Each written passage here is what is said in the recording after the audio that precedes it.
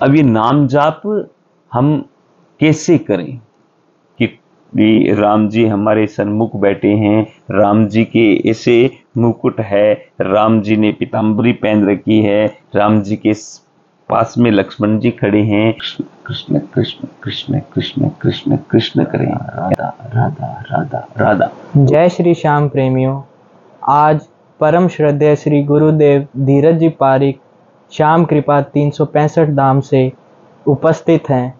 तो आज हम गुरुदेव से नए विषय पर वार्तालाप करेंगे, विषय जो कि है नाम जप। तो हम आज गुरुदेव से जानेंगे कि नाम जप क्या है, इसका क्या महत्व है और हम आम जन इसका कैसे लाभ उठा सकते हैं। तो आइए चलते हैं प्रभु जी से बात करते हैं। प्रभु जी, जय श्री श्याम। जय श्री श्याम प्रभु। गुरुदेव, नाम जप क्या है, इस जप के क्या महत्व है और हम आम जन इस जप से कैसे लाभ पा सकते हैं, कृपया इस पर अपना प्रकाश डालिए। जय श्री श्याम। कृष्णा जी, नाम जाप है क्या? नाम जाप दो अलग अलग शब्दों को संयुक्त करके बना हुआ एक शब्द है। जब हम किसी भी नाम को अपने मुखारविंद से या अपने अंतःकरण में निरंतर उसका हम जब उच्चारण करते हैं, उसमें शाब्दिक उच्चारण भी हो सकता है, उसमें मानसिक उच्चारण भी हो सकता है। जब वो निरंतर चले, उसी का नाम है नाम जाप। अब नाम जाप किसका हो, क्या हो और इससे क्या लाभ हैं और ये कैसे होना चाहिए। तो नाम एक ही परमात्मा का जाप होना चाहिए और जो भी शब्द हैं इस अपने इस ब्रह्मांड के अंदर, वो शब्द ब्रह्म है। प्रत्येक शब्द ही ब्रह्म है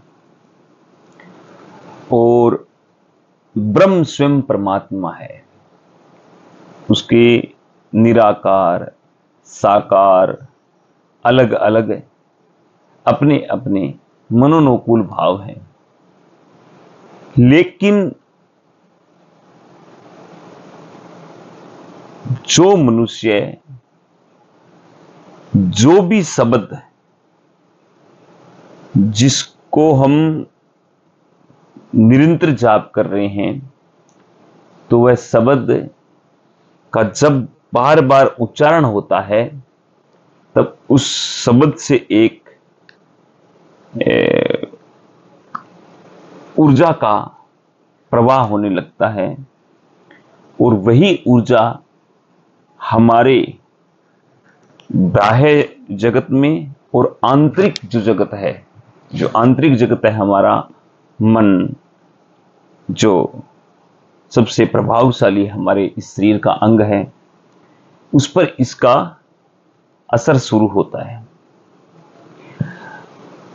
नाम जाप करने की विधियां अनेक प्रकार की हैं और इससे होने वाले लाभ को हम अगर मुख से बोलकर बखान करना चाहें तो मुझे ऐसे लगता है कि इस जगत के अंदर ऐसा कोई मनुष्य नहीं जो नाम जाप की महिमा को पूर्ण बता पाए, क्योंकि भगवान स्वयं शब्द स्वरूप, ब्रह्म स्वरूप इन शब्द में ही है। अब नाम जाप जब मनुष्य निरंतर करता है, लगातार करता है, तो उस पर जो नाम का जो प्रभाव है, उसे आध्यात्मिक उन्नति भी होती है उसकी, और मानसिक स्तर भी उसका उच्च होने लगता है, और जो उसके अंदर जितने भी जन्म जन्मांतर के सिंचित पाप और पुण्यों का लेखा जोखा है, वो सम होने लगता है। यानी नाम जाप एक तरीके से हम समझें तो साधारण में समझने के लिए अग्निदेव है, और उसके अंदर हम अग्नि के अंदर किसी प्रकार से कोई सामग्री डालते हैं तो वो भस्म हो जाती है। ठीक वैसे ही जब निरंतर नाम जाप मनुष्य करता है तो उसके जो सिंचित पूर्वार्ध कर्म थे, पाप युक्त जो कर्म थे, वो सारे के सारे भस्म होने लगते हैं। और मनुष्य को नाम जाप का सबसे जो बड़ा फायदा होता है, वो इस मनुष्य जन्म लेने का जो मूल उद्देश्य है वो पूरा होता है। वो मनुष्य जन्म का जो मूल उद्देश्य है वो है मोक्ष को प्राप्त करना, या अपने परमात्मा के जीवात्मा को परमात्मा में लीन करना। अब ये नाम जाप हम कैसे करें? नाम जाप की विधियां हैं। नाम जाप के लिए हमें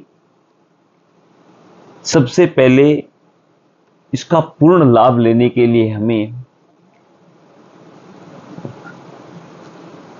जहां पर भी आप नाम जाप करने वाले हो उस स्थान की शुद्धि बहुत जरूरी है।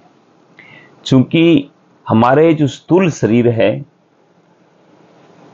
और इस स्थूल शरीर का इन पंच तत्वों के साथ में, चूंकि ये पंच तत्वों से बना हुआ है, तो इस पंच तत्वों के साथ में इसका एक कनेक्शन है। और जब हम जिस स्थान पर बैठते हैं नाम जाप के लिए, कोई समय, कोई विशिष्ट स्थान की वैसे आवश्यकता नहीं है, लेकिन पूर्ण लाभ लेने के लिए हमें शुद्ध और साफ सुथरा स्थान होना चाहिए। और नाम जापक को सही समय भी इसका एक विशिष्ट जो समय आता है प्रत्येक दिवस के अंदर, ब्रह्म मुहूर्त जिसको हम बोलते हैं। ब्रह्म मुहूर्त के समय में प्रकृति का जो एक आनंद में जो भाव है, प्रकृति अपनी पूर्ण शांत और आनंद में रूप के अंदर ब्रह्म मुहूर्त के अंदर प्रकृति रहती है। और ब्रह्म मुहूर्त के विषय में अगर बोला जाए तो अनंत गुण है ब्रह्म मुहूर्त के, लेकिन उस समय जब हमारा नाम जाप होता है तो उस समय हमें बहुत ज्यादा लाभ मिलता है, जो भी इसका जाप करने वाला है। और वैसे अगर हम निरंतर नाम जाप किसी समय करना चाहें, फिर भी नाम जाप का लाभ मिलना ही मिलना है। तुलसीदास जी महाराज ने इस संदर्भ में कहा कि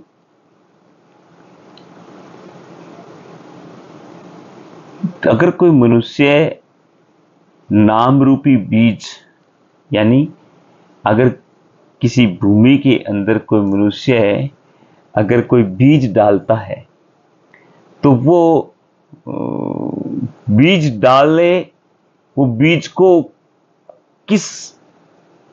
कैसे डाले, मतलब समझने के लिए कि वो बीज है वो सीधा करके डाले, उल्टा करके डाले, कैसे डाले। अगर वो भूमि के अंदर गया और उसका सही अगर प्राकृतिक जो गुण हैं उसके पूर्ण पर्याप्त हैं, तो वो बीज उगना ही उगना है। ठीक वैसे ही नाम जाप कब भी करें, लेकिन यही बात अगर हम समझें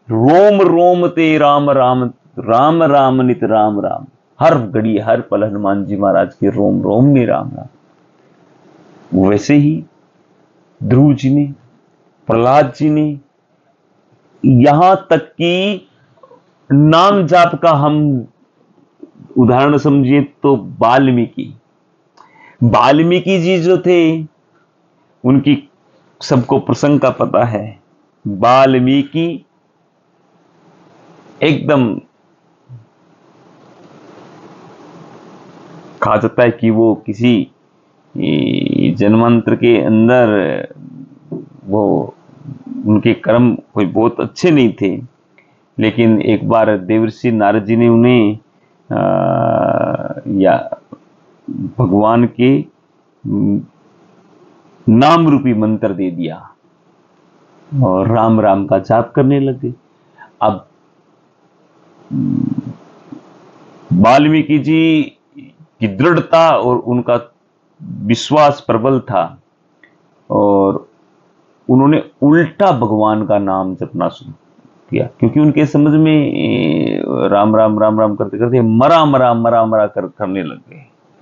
लेकिन ये नाम का प्रभाव इतना कि वही वाल्मीकि जी महाराज, वाल्मीकि भे ब्रह्म समाना, ब्रह्म ज्ञानी बन गए। और आज जो वाल्मीकि रामायण है, वाल्मीकि जी ने जो संसार के कल्याण के लिए जो कार्य किया, वो सब नाम जाप का प्रभाव है।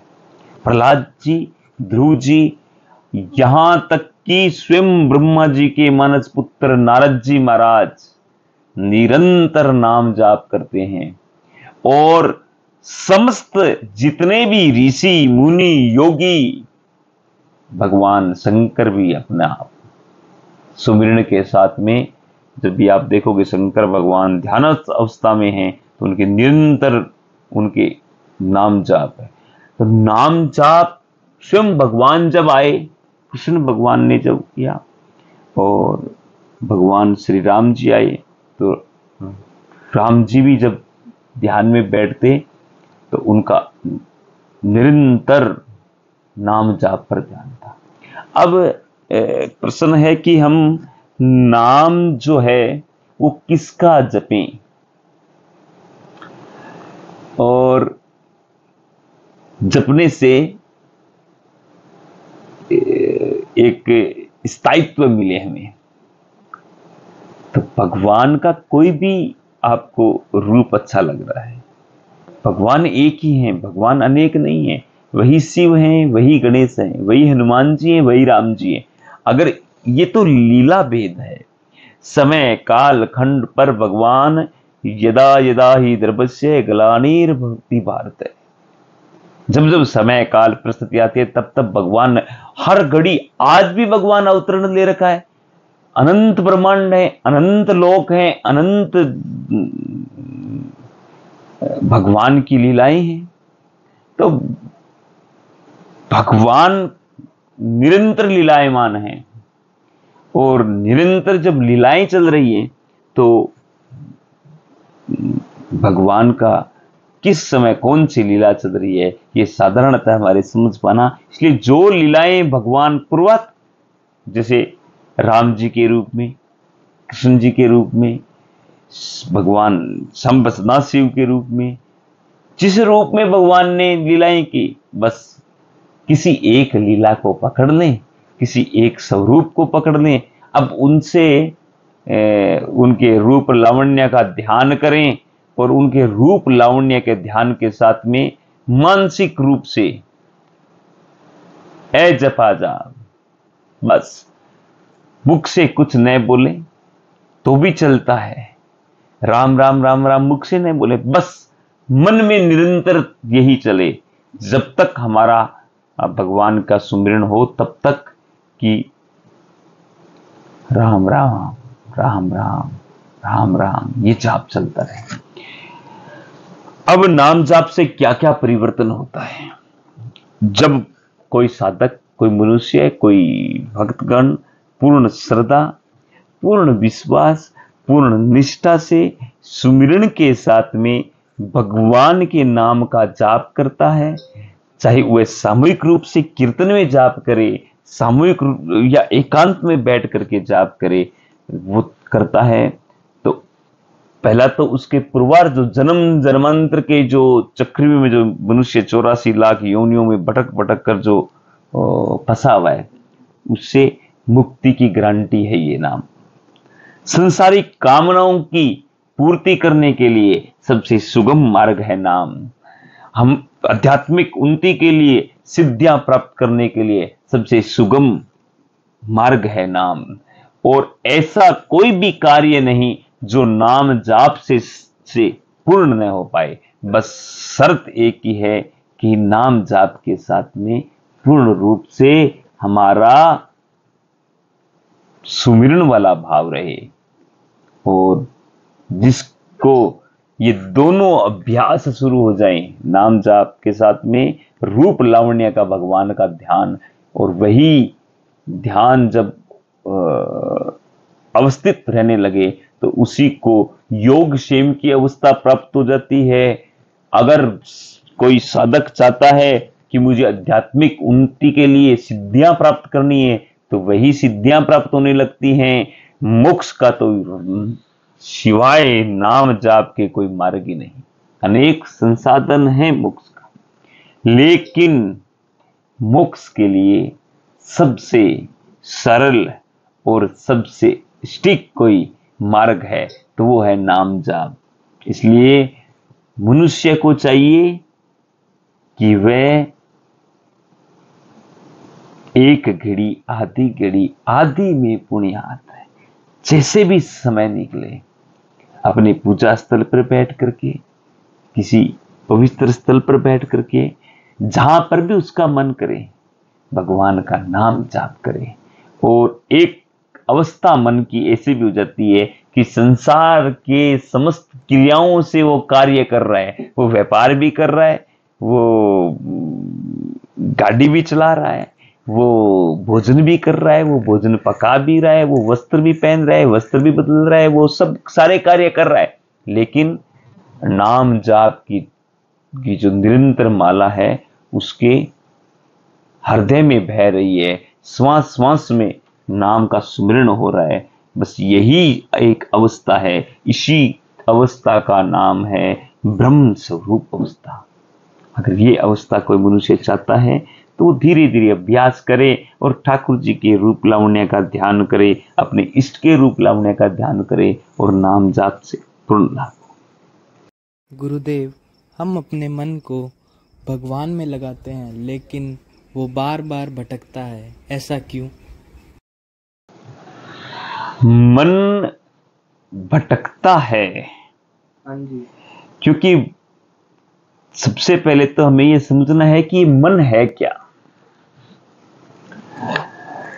देखिए, हमारा जो ये शरीर है ना, ये पंच तत्वों से बना है।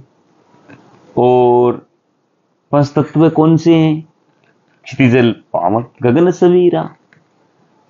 और लेकिन हमारा ये स्थूल शरीर हम देख पा रहे हैं, लेकिन मन को कोई देख पाया क्या? नहीं। सिवाय कोई योगी या विशिष्ट साधना प्राप्त किया, उसके अलावा कोई नहीं देख पाया ना। नहीं।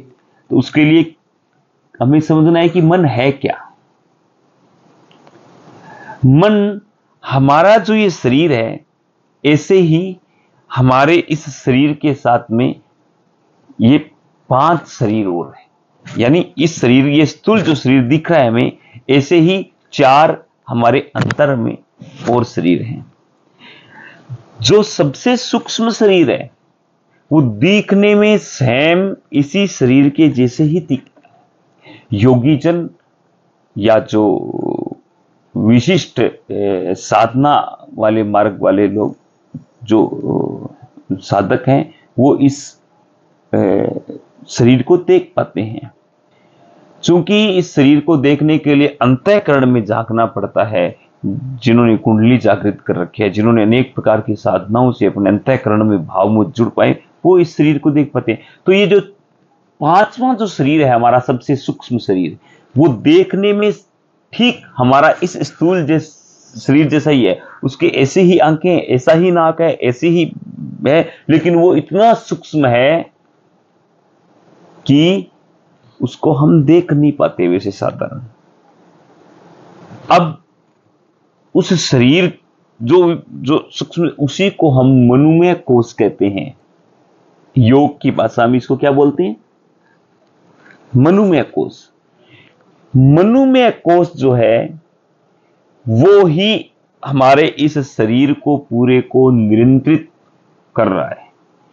हमारी जो इंद्रियां हैं, आंख, कान, नाक, मुंह, जिह्वा, ये इन सब का उस मनोमय कोश के साथ में एक इलेक्ट्रिक, जैसे हमारा ब्लूटूथ के साथ कनेक्टिविटी है लेकिन वायर नहीं है, एक चुंबकीय कनेक्टिविटी है। जैसे मेरे को आप अभी देख रहे हो, जैसे ही मेरा शब्द आ रहा है, वो शब्द जैसे ही आपके कानों में पड़ा और कानों में पड़ते ही आपके मनोमय कोश तक वो तुरंत शब्द चला गया। यानी मैं यहां से बोल रहा हूं, आप तक जब ये शब्द आ रहे हैं, इसमें भी बीच के अंदर मुझे समय लगा, तो इतना ही समय हमारे इस मन तक बात पहुंचने में लगता है। उससे वो सिम्टम सब मिल रहे हैं। आंखों से हम देख रहे हैं तो आंखों से भी वो मिल रहा है। अब क्या होता है कि मन हमारा भटकता क्यों है, और या हमारा स्थिर क्यों नहीं होता? मन अस्थिर होने की वजह कई हैं। यथार्थ ज्ञान का अभाव, और इंद्रियों पर अंकुश रखने का अभाव, और अभ्यास का अभाव, दृढ़ता का अभाव, विश्वास का अभाव। ये सब कब होता है? जब मनुष्य ये मन में ठान ले, मन में पूर्ण रूप से निश्चय कर ले कि मुझे इस अवस्था में जाना है, इस मार्ग पे प्रशस्त होना है। लेकिन ये मन बड़ा चंचल है। ये बार बार मनुष्य को, जैसे आप अभी ठाकुर जी का ध्यान लगाओगे, तुरंत ये बोलेगा, ये तुरंत बोलेगा, कहां दुकान चला जाऊं, कहां फैक्ट्री चला जाऊं, कहां किसी मंदिर में चला जाऊं, कहीं किसी के पास चला जाऊं, कहीं चला जाऊं। ये जो चल रहा है, ये जो हमारा मन के अंदर जो वृत्ति चल रही है, इन वृत्तियों की वजह से मन भटक रहा है। अब इसको काबू करने के लिए या इसको स्थिर करने के लिए क्या करें? इसको स्थिर करने के लिए दो धारी तलवार से इस पर वार करना पड़ता है। जैसे एक नवजात जो अश्व घोड़ा होता है, उसको अगर हम सवारी के लिए, घुड़सवारी के लिए योग्य बनाना है, तो पहले वो बहुत चंचल है, इधर से उधर भागता है, इधर से उधर भागेगा। उसको कैसे करेंगे? उसको निरंतर उसको पहले अभ्यास करवाएगा। ठीक वैसे ही क्या करें? दो प्रकार से इस मन को काबू करने के लिए, इस मन को स्थिर करने के लिए दो प्रकार से हमें इस पर, पहला है अभ्यास। निरंतर अभ्यास करें। अभ्यास कैसा? श्वासों का अभ्यास करें। जो श्वास चल रही है उन पर आयाम लगाने के लिए उसका मार्ग है प्राणायाम। प्राणायाम के माध्यम से हम सांसों पर आयाम लगा सकते हैं, और सांसों पे आयाम लगाने का यही प्राण, जो श्वास चल रही है, ये प्राण है। और ये 5 प्राण जो हैं हमारे, इन पर जब हम इन पर धीरे धीरे इनको छोड़ेंगे, धीरे धीरे लयबद्ध से रुकेंगे, तो ये प्राणों पर आयाम लग जाएगा और ये स्थिर होने लगेगी। और जैसे जैसे ये आयाम लगेगा तो मन पर इसका प्रभाव पड़ेगा और मन धीरे धीरे स्थिर होने लगेगा। प्राणायाम के द्वारा भी लग सकता है। नाम जाप, निरंतर नाम जाप, लयबद्ध और धीरे धीरे श्वास को एकदम धीरे धीरे चलाते हुए और नाम जाप को साथ में चलाते रहें, तो इस मन पर ये बहुत जल्दी ये मन स्थिर होने लगता है। लेकिन दूसरा जो मार्ग है वो वैराग्य है। वैराग्य जो शब्द है ये किसी साधु संत इसके लिए नहीं है। मतलब हमें यथार्थ ये ज्ञान प्राप्त हो जाए कि संसार सारा नश्वर है, भगवान की प्रकृति इसे संचालित कर रही है, इसकी उत्पत्ति स्थिति संहार करने वाले परमात्मा हैं, और हम सब इस जगत के अंदर सिर्फ दृश्य मात्र एक कार्यकलाप कर, ये यथार्थ समझ में आ जाए, और किसी भी इंसान का इस प्रकृति पर किसी प्रकार से कोई कंट्रोल नहीं है, यहां तक कि हमारे खुद पर ही हमारा किसी प्रकार से श्वास लेना श्वास छोड़ना तक का कंट्रोल नहीं। उस पर आयाम लगा सकते हैं लेकिन ऐसा नहीं। तो ये सब प्रकृति अपने आप निश्चित रूप से मेरी ये ऐसा ज्ञान प्राप्त हो जाए तो मन में ये यथार्थ मन स्वतः ही वैराग्य अवस्था में आ जाता है। और मन जब वैराग्य अवस्था में आए और निरंतर हम अभ्यास करें तो ये मन धीरे धीरे धीरे धीरे, जैसे वो घोड़ा काबू में आता है वैसे धीरे धीरे ये काबू में आने लगता है।